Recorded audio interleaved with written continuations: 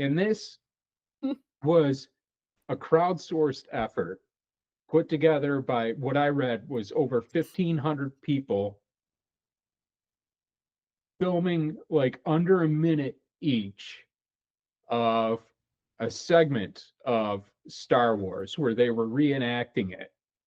So I think this movie really won't work for you, at least not the way it did for me, if one, you're not high as fuck, and two, you're not very keenly aware of the plot points of Star Wars itself to the point that you can follow the story still, even when it's jumping to different actors and different settings created to make the whole environment. Because I feel like you actually have to kind of follow the story in order to enjoy it. Otherwise, you're just seeing a bunch of random different people dressing up and doing silly shit. But if you're actually following the story, which you can only do, I think, if you really know this story already, then you're watching the story, but you're seeing like all this superfluous activity of people reenacting it in these low budget ways. And some things are thrown in that are not exactly true to the original, though it loosely follows the plot. Like I mentioned, there was some scene where a guy ends up taking a shit in R2D2. And some of these things are just filmed like people sitting in their cars instead of sitting in X-Wing fighters. So there was varying degrees of competence too.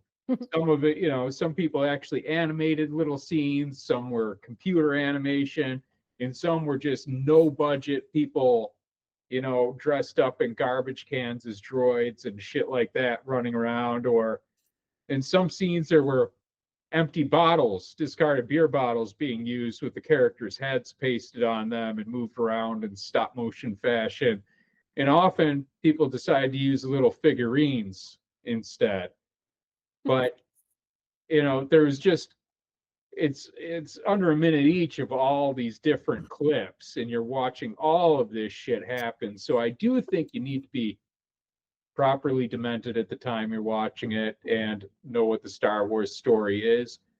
But if that's the kind of thing you're in the mood for, you don't find that many other places. And this is really the example of that kind of work. I imagine it was, I didn't read about it. Luther, you probably did. Was what really started this effort? I imagine it must have been on some Star Wars fan forum or something like that.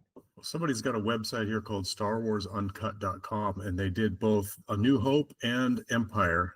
And, we're going to have to watch Empire at some point. Yeah, absolutely. And it just has three simple things at the very top of the page. It says, we cut the movie into 15-second clips. You claim a scene and refilm it however you like. And number three is we all become famous in the best films ever. So it's pretty simple. And it's a pretty clever way to divvy up all of this stuff and let everybody kind of just call dibs on the scene they want to do. Thought it was really awesome. There's a lot of stuff on this website. I haven't read a lot about it, but it goes way back to, whatever it is, 2009 on some, what is it, Tumblr, something like that. And it made the news, and yeah, they got a blog. It's the full 2 hours and 4 minutes. On there. Yeah, they use the version with that CGI Jabba the Hutt though, and I'll let it go this time, but normally I honestly think there's a way to watch this to appreciate it. I don't think you can get too caught up in the differences in the scenes and things like that. You just have to let it kind of tie itself together and not allow yourself to become overly perplexed or stimulated by the constantly shifting scenes. Like I said, I think the through thread has to be some understanding of the narrative it's telling. You're already well enough familiar with it that you can see all these different representations of it and still understand the story that's going on. Let's all go to the lobby to get ourselves a treat.